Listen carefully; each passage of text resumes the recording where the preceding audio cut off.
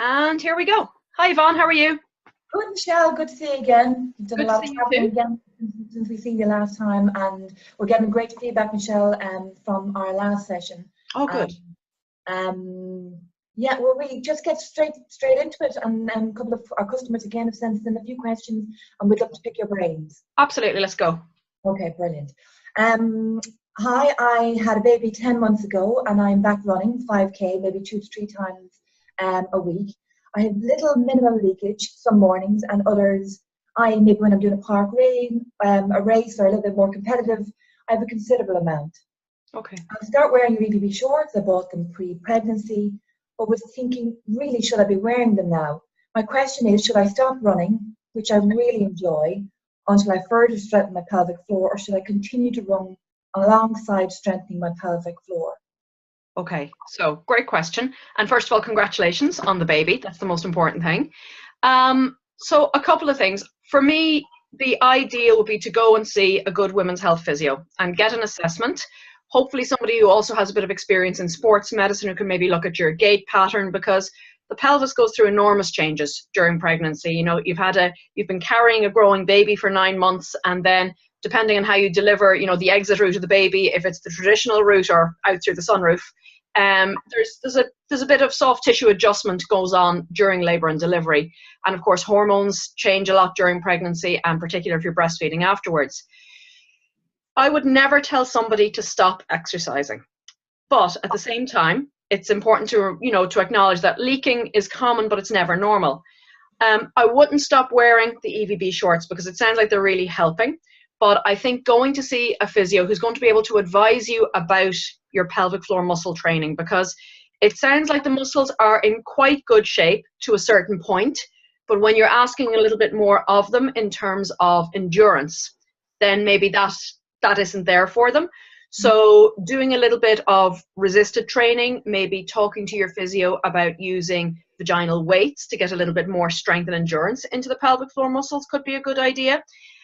Maybe looking and seeing what's going on in terms of glute strength. So instead of going out for extended runs, maybe going out walking uphill. You know, Julie Weeb, who's a colleague of ours in the States, you know, will often talk about getting the glutes firing by going on a hike uphill, can really help get the pelvic floor functioning at a higher level as well. So I would say we want to keep on moving, but we don't want to ignore the leaking or just, you know, put up with wearing pads, because nobody should have to wear pads long term. We don't want you to stop exercising because the health benefits, you know, physically and mentally are huge. But I would say if you can go and see a good physio and try and maybe integrate a little bit more glute work in the meantime, like I said, you know, even doing forward step ups, if you've got stairs at home, doing forward step ups, lateral step ups, maybe walking up the stairs 2 at a time. Make sure you exhale with the efforts. You're engaging the pelvic floor as you're doing that. Practice doing your squats and your lunges with good form at home if you have a trainer in the gym that you can work with, or if you've got a holistic core restore coach near you who'll be able to advise you. But exercise is so important. So let's find a way to make your exercise work for you without having to compromise on leaking. Great idea, great idea. Again, Michelle, maybe you put some of those links if you get a chance. Absolutely. To like Julie, I've come across some of her blogs and video blogs, and that hiking and stuff like that, and strengthening is brilliant. Great tips there. Great, Michelle. Second question we have, I have the opposite to what most people have. I have hypertonic pelvic floor rather than weak. So Kegels and all that stuff are out for me right now until I get the muscles to relax. Right. So to cut a long story short, I just wanted to check if the EVBs were right for me. I think a lot of runners might be the same with hypertonic. Yeah. And may never get screened post-baby. That's a great question. Absolutely. Well, you know, I wish I could say that every woman after she has a baby and she goes in for her 6-week checkup gets a pelvic floor and, you know, a diastasis examination. But to be honest, most mums aren't even looked at. It's all about the baby. You know, they might have some questions about, you know, are you depressed? Or, you know, do you need to talk about contraception? And that's it. Overactivity in the pelvic floor is very, very common. And the thing is, most women don't need pelvic floor strengthening, but they need to relearn pelvic floor muscle coordination. So with overactivity in the pelvic floor muscles are up like this, and they get short and tight, and sometimes they can get a little bit angry and painful as well. So in that case, we need to do a lot of down training, which means a lot of relaxation work and relearning how to let go of the pelvic floor muscles. We have to figure out, why are the pelvic floor muscles overactive in the first place? Is it due to a painful condition? Is it because other muscles, like our friends the glutes, aren't doing their job properly, and the pelvic floor muscles feel like they have to compensate for it? So again, you know, I would always say go see a good women's health physio who can do both an external and internal examination and figure out why the pelvic floor muscles are holding on.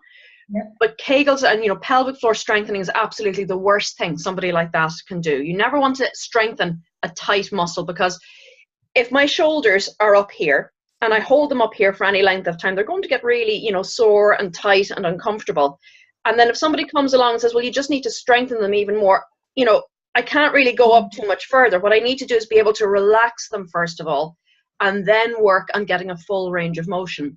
So most women, what they actually need is to relearn how to relax the pelvic floor muscles so that they can contract, they can relax, and they can lengthen to let go when they're having a bowel movement or even having a baby. And then we can assess if anybody actually really does need strengthening. So the way we would start with pelvic floor overactivity is with the breath, you know, taking a deep breath in and imagining letting the pelvic floor muscles relax.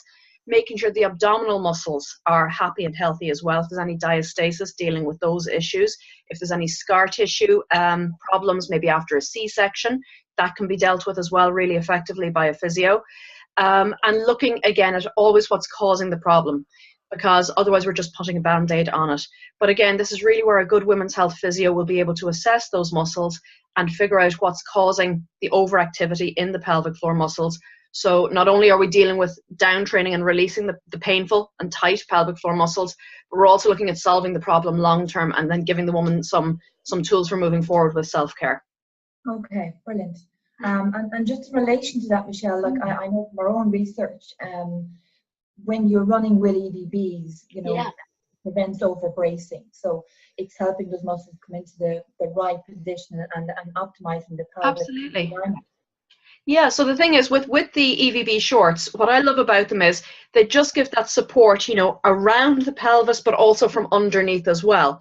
So if the pelvic floor overactivity is because they're working to compensate for other muscles, sometimes wearing compression garments like that can actually give the pelvic floor muscles the space to just let go and not be so overworked and holding on. So absolutely try the EVBs, see if they give you some support, you know, incorporating them into like a gentle exercise program. You know, walking can be great, just a little bit of mindfulness. Yoga is fantastic for overactivity in the pelvic floor as well. But I would say, you know, let's try and solve the problem. Go and see somebody, find out why these muscles are overactive, because, you know, painful and tight pelvic floor muscles are not something that any woman or man should have to put up with. You know, but it takes a good physio to maybe do a thorough examination and let's figure out why they're causing a problem for you. And I suppose the hard thing for runners and stuff, Michelle, is to be patient when you have an injury or something like that, to take a step back down, get yourself, to build you up, to prolong your career, your exercise, or whatever it is. And that's what we're all about, isn't it, Michelle? Absolutely. And you know, the thing is, as physios, there's kind of a joke, you know, with physios who work with athletes, like, have you ever tried telling a runner not to run? You know, because runners love their running. So we never, you know, if you're going to just maybe take a step back from running, what else can we do instead to solve the problem and ultimately improve the running and allow you to enjoy your running for longer? And if you're running at a competitive level, to do better at a competitive level with your running as well. So it's not that we want to take the running away from you. We really just want to improve your running technique and look at just ironing out any kinks in there as well, because nobody should have to put up with leaking or with pain when they're exercising.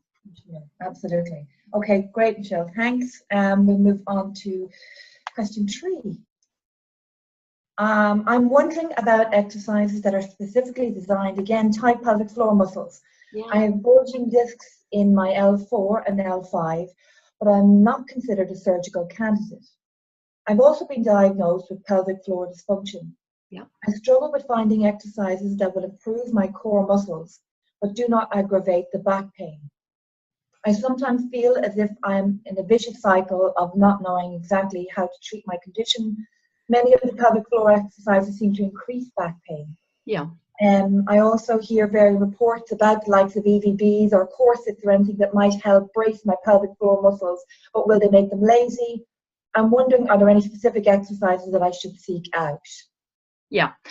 So first of all, I would say for most back surgeries, the outcomes, when we look at people who've had back pain, the outcomes at 4 or 5 years between people who've had surgery and people who haven't tend to be about the same.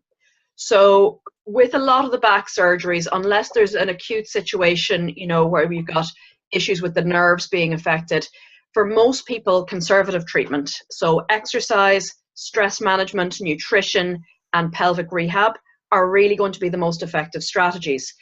For back pain particularly, we know that really, we thought for a long time that your level of activity, or maybe if you're carrying some extra weight, maybe those are the drivers behind back pain. But we actually now know that they're not consistently associated with back pain. But the two factors that are consistently associated with back pain are breathing. Are you breathing well? And your continence. And if you're a woman, we can also add in your GI dysfunction. So if you have constipation or diarrhea, but primarily constipation, that's strongly associated also with back pain in women. So your pelvic floor muscles, we talk about the pelvic floor muscles running from the coccyx to the pubic bone, like a little sling underneath to support all the organs, but they're also part of the support system for the lower back. So when we've got the diaphragm and the pelvic floor muscles working together in the center of the body, they provide some good dynamic stability that allow us to move through the world without pain and without leakage. So I would say the first thing to do, I know I say this all the time, but go see a good women's health physio who'll be able to examine your pelvic floor muscles and find out why they're being overworked, which can lead to the overactivity in the pelvic floor muscles. How's your breathing? How's your respiratory diaphragm working? Is it connecting well with the pelvic floor in the center of the body to give you that central support? What's going on with all the other muscles around your lower back? So how are the abdominals functioning? How are your glutes functioning? What's your overall flexibility like? What's your stress management like as well? Because we do know there's a strong link between stress and back pain as well. And honestly, the confusion and the misinformation about back pain and not knowing where to go to look for answers about back pain, really, that's stressful in and of itself. Some of the best exercises that we've seen for back pain coming up in the literature are things like going for a 20-minute walk every day. So, try something like EVB if the compression gives you some support, again, because it's supporting the whole way around the pelvis and underneath. That may offload your pelvic floor a little bit and relieve some of the tension in there. And just try walking out the road for 5 minutes and back in for 5 minutes to start, somewhere fairly level. And really maybe practice some mindful breathing as you're going. There's some really nice apps out there to help you with mindfulness-based stress reduction. So something like the Headspace app or Insight Timer are great apps that you can, download a lot of their information for free and really start to integrate the whole person back into your recovery. Pilates and yoga can be really useful for back pain as well. If you can try and go to a class that's taught by a physio who specializes in women's health, there's a lot of those around now. If you're working with a personal trainer or a fit pro, ideally look for somebody who's trained properly. So maybe somebody who's been through holistic core restore training, through Burrell education. But you want to make sure you're working with somebody who understands how the pelvic floor works. Yeah. So to sum up, I would say, first of all, start doing some nice slow breathing. A really lovely, very simple breathing exercise to do that has, a good and growing body of evidence behind it is something called alternate nostril breathing. So it's a really simple exercise to do. All you need to do is get your thumb and your little finger and you close one nostril, you breathe in, you close the other one, and you breathe out. And you just do that cycle of breathing in through one side and out through the other for 5 minutes a day. And that's been shown to alter mood, it's been shown to alter pain processing, your stress hormone production, and you have all the equipment that you need for it. So deep, slow breathing, a gentle walking program. Try some support garments like EVB. And if you have a good women's health physio that you can go to, get the pelvic floor checked out and see exactly what's going on, because, you know, knowledge is power. And I think if you know exactly what you're dealing with, then you can work together with your physio or with your Fit Pro to actually come up with a program that's going to work for you. But something as simple as walking is one of the most effective things that you can do for both back pain and probably for pelvic floor dysfunction as well. That's amazing, Michelle. It's sometimes the simple things. Yeah. Well, it's simple when you know how and you know what, you know, but it's just kind of de-escalating some of the stress around these situations as well, because oftentimes, you know, our brain then starts, you know, whirring off, and I'm never going to get better, and this is never going to improve. And that can actually make more tense. Cycle going, because you get more tension and more stress in the muscles. Okay, brilliant. Thanks, Michelle. Great. And the holistic core restore, again, we'll put some information up on Absolutely. That. A question here. I'm 41 and suffer with a prolapse. I'm in the UK, baby number 3, only 4 months old. It's funny, I think Elizabeth's 7 months old now, Michelle, or 7 years old, would you believe it? Have changed, and yes, you know, more information is getting out into hospitals, and we're traveling around, you know, Ireland and the UK, and we're seeing that happening, but still some information isn't getting out there. And I think, again, there's a lot of focus on baby, and I suppose we're all here to try and change that and get more information and awareness out there. But anyway, her baby is 4 months old. She has heard a lot of hyporepressive exercises. Do you think this would be good for me? So she's prolapsed, she's 41, but three kids, baby's 4 months old, hypopressive exercises. Any opinion, any idea? Yeah. So, you know, there's a lot of buzz around hypopressive exercises on social media and in different groups. Some women do really well with them. The current evidence doesn't support them in terms of their efficacy. However, a lot of women find them very helpful. So what I would say is what the evidence tells us works really well for prolapse are a couple of different things. So your pelvic floor muscle training, making sure that you're controlling the amount of pressure, downward pressure, that your pelvic floor is exposed to. So for example, avoiding constipation, you know, because if you're constipated and you're struggling when you're going to the bathroom and you're holding your breath and you're pushing down, that's a lot of downward pressure on the poor old pelvic floor. And something like this tends to happen then with that. You know, that's our typical kind of prolapse chicken there. Being careful when you're lifting. So lifting the baby, you know, making sure that you're exhaling with the effort when you're picking up the baby, when you're picking up a bag of shopping or moving anything. Exhaling when you go from sit to stand. You know, really making sure you've got a good handle on how to do your pelvic floor muscle exercises properly, that you've been properly instructed how to do so. Because we know that if you manage your intra-abdominal pressure and you work on your pelvic floor muscle training, you can actually reverse grades of prolapse. If it's the grade 1 or a grade 2 level of prolapse, they're actually reversible. Pessaries are another great option for managing prolapse as well. So there's a lot of different types of pessaries. You know, you've got a ring pessary, which sits in and holds up all the organs. There's cube pessaries.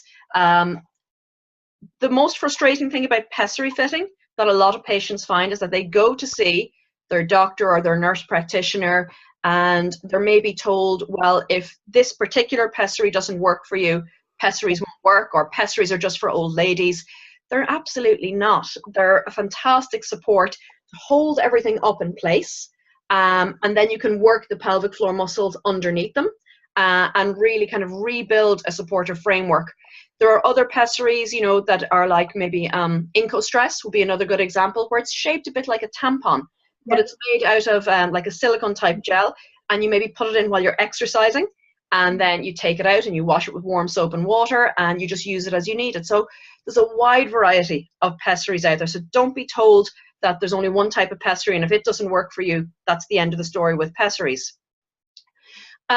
With hypopressives, I would say try it and see if it resonates with you, if it works for you.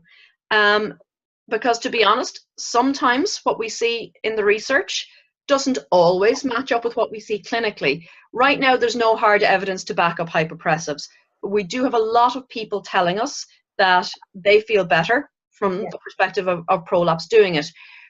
But general exercise, if it's done in a pelvic floor friendly way, will also improve your prolapse. It'll again reduce some of the tension around the pelvic floor, that can really increase your stress levels about the prolapse, which has been shown to worsen the fear that you have around prolapse too. I'm absolutely not minimizing prolapse or the stress that it causes, but there are a lot of great options out there. Conservative management, so pessaries, good physio intervention, pelvic floor training, exercise, again, a good fit pro who's skilled with pelvic floor rehab. Those are all good evidence-based strategies. Hyperpressives, the jury's still out, to be honest. But like anything else, everybody's individual. You can try it and see how it works for you. And Michelle, that's the key, isn't it? I mean, what's something like 25% of women that have had children only have normal pelvic organ structure, support. Yeah. And there's an awful lot of women out there that really don't realise that they have, the structure started to go in a sense if you've had a normal natural delivery. But to be asking your fit pro, the pelvic floor friendly exercises to do to not exacerbate it, that's the key, isn't it? Well, I think the thing is, if you've got a good healthcare team backing you up, so a good women's health physio and then a good women's health fit pro as well, because we all know that movement is medicine, and we really want to encourage women to exercise safely in a way that's going to support their health and not challenge it. So we're not saying don't ever lift heavy weights or, don't do any specific type of exercise, because every exercise can be modified if you have a skilled exercise prescriber working with you and for you to help you move forward. So, try pessaries, try physio, try hyperpressives. There's almost always an answer to get you back exercising happily and healthily again. So the most important thing is don't despair and don't give up on exercise. Okay, brilliant, great stuff. Michelle, at some of your conferences, this always sticks in my head. When you're doing from your sitting to standing, the equivalent of that force on your pelvic floor is equivalent to, go on, tell me that statistic. It's one of my favorite studies to quote. So it's from a paper that Yamamoto did in 2014, I think. So going from sit to stand or coughing or sneezing is the equivalent intra-abdominal pressure of lifting a 20-pound weight. Crazy. So, it really is, because we would never get a woman who's just given birth to go out and lift a 20-pound weight, or somebody who's just had a hysterectomy or gynae repair surgery. But, as my colleagues who work in hospitals will tell you, the day after you have your surgery or the day after you have your baby, women are up and about. So teaching people how to go from sit to stand properly, it's something that we call the knack, and it's based on research that was done originally in 1998, and then they did a systematic review in 2008 and found it was still really valid, that by tightening your pelvic floor before there's an increase in intra-abdominal pressure, pressing down on the pelvic floor, that can really help minimize stress in terms of incontinence and probably also in terms of prolapse as well. So it can be something as simple as when you're going from sit to stand, you take a deep breath in. As you exhale, close and lift around your anus and as you stand up. So just even exhaling as you go from sit to stand, keeping the airways open will help minimize that downward pressure on the pelvic floor. But simple things like that make the world of difference, because how many times do we go from sit to stand during the day? About 9,000, stand up from the table, get out of the car, stand up from the loo, from our desk, getting out of bed. And if we could just exhale every time we went from sit to stand, I think we'd do our pelvic floors an awful lot of good and just really help, minimize that downward pressure that we may be exposing them to unawares, all day, every day. So it's all the little things that add up then and just save a bit of wear and tear on the old pelvic floor. Again, prolonging your exercise career, your health, everything. That's brilliant. Absolutely. Now, one final question, and there's a combination of things. I know particularly this girl is only 37 years old. Let me see. I had a hysterectomy last year. I have a few questions. I wonder, could you help me out with?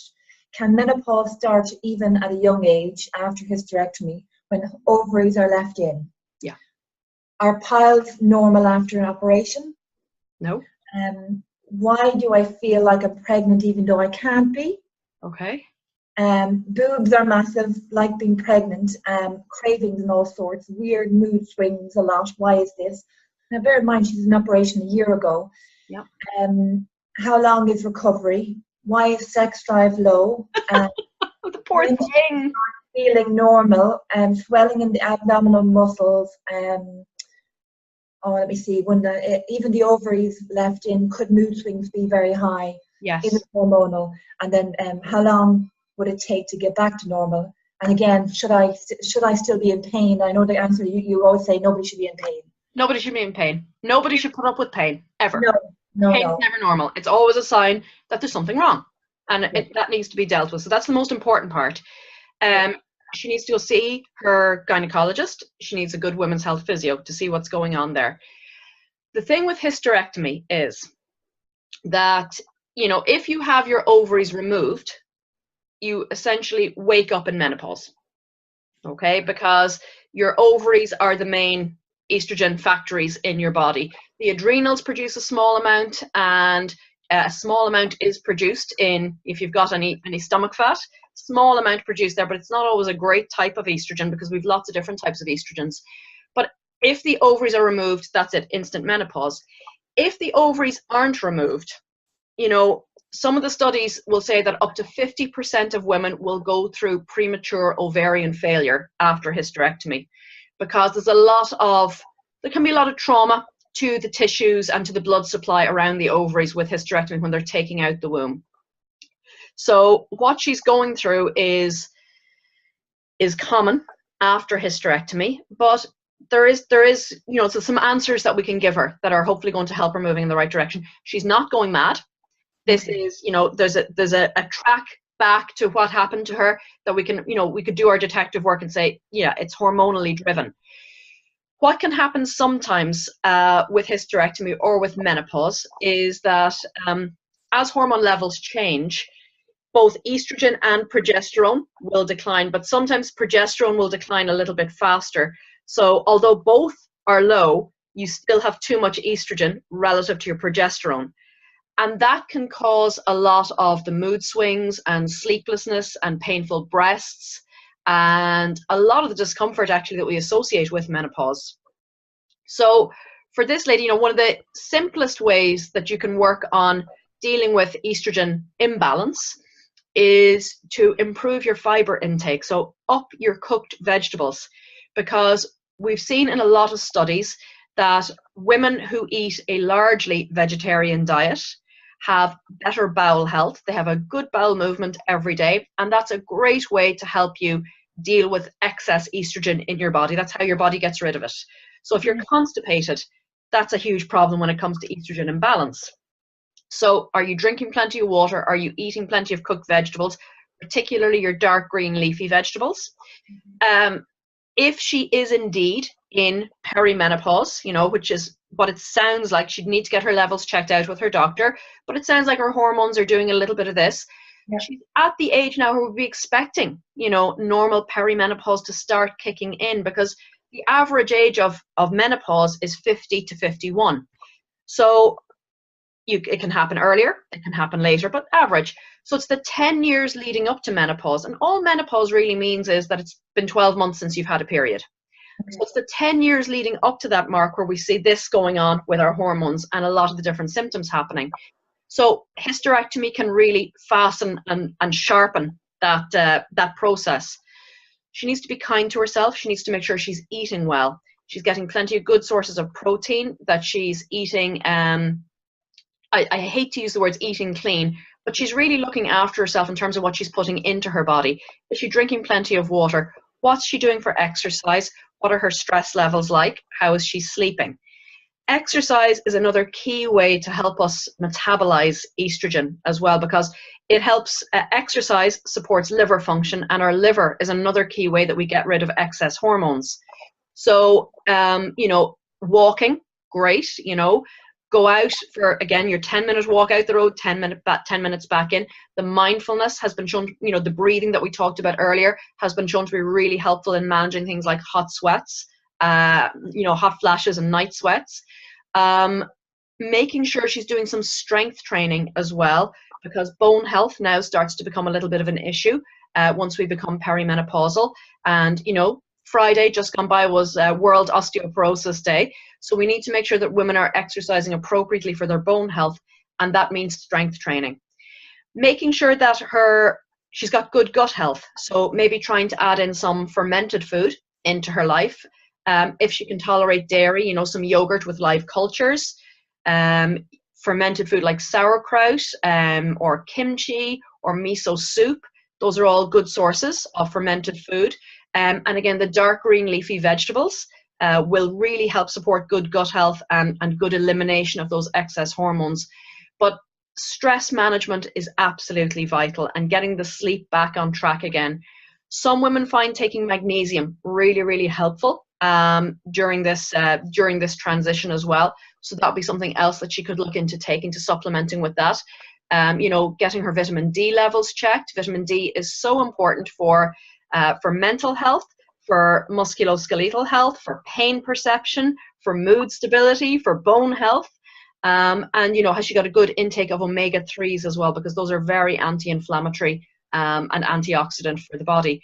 So there's lots of things that she can do. The most important thing is not to panic. Yeah. Okay? That there are people out there who can help her, but a lot of this will be self-management through nutrition, stress management, sleep, and exercise. Things will level out, but pain really ramps up your nervous system and your immune system. So the pain is the first thing that she really needs to deal with. So again, go to your gynecologist, get the all clear from them.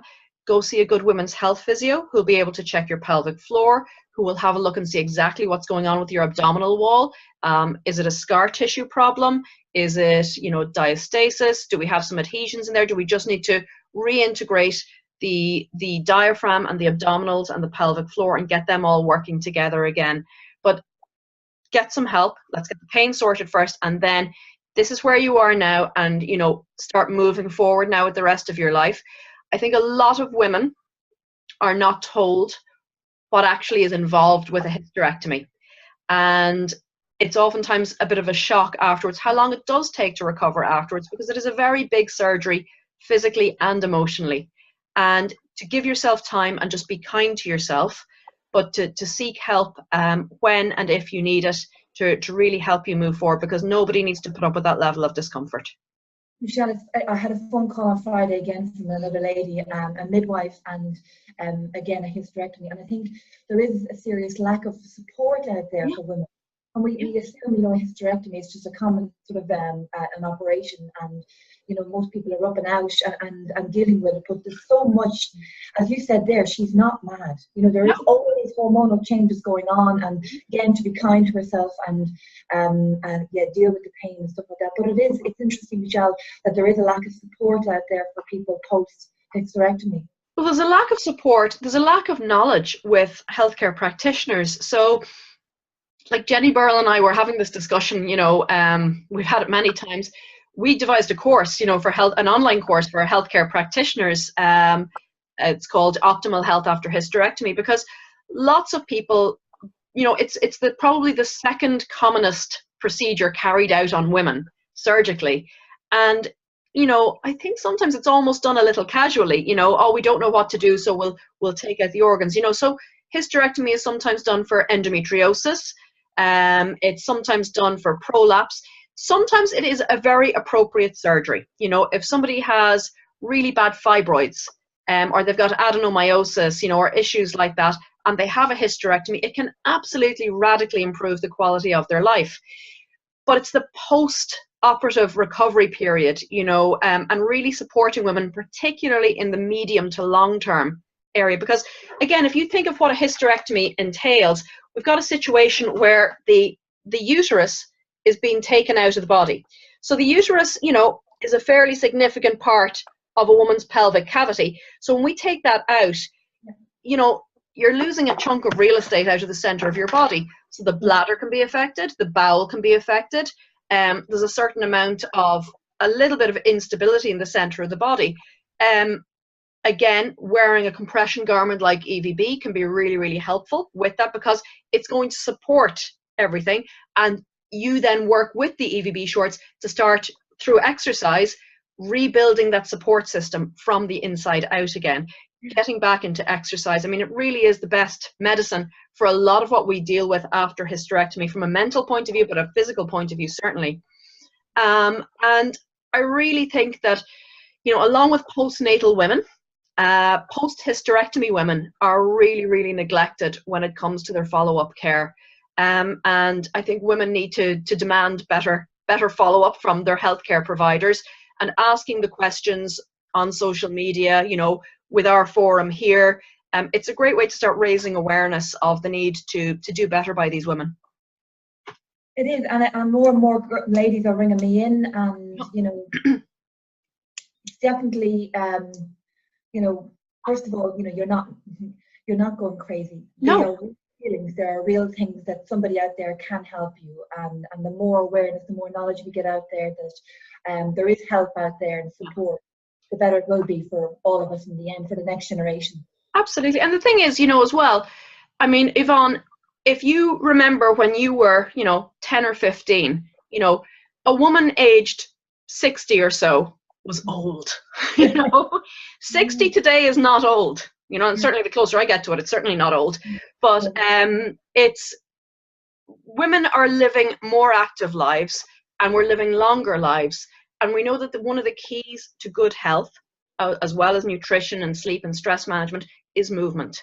Yes. It improves so many of the different health markers, you know, in terms of cardiac, mental health, digestive health, weight management, you know, all of those things, bone health, that are so important post-menopause, post-hysterectomy, that they're really, you know, anything that we can do to remove the barriers to exercise, I think can only be a good thing. And the first step is awareness that, you know, there is a problem.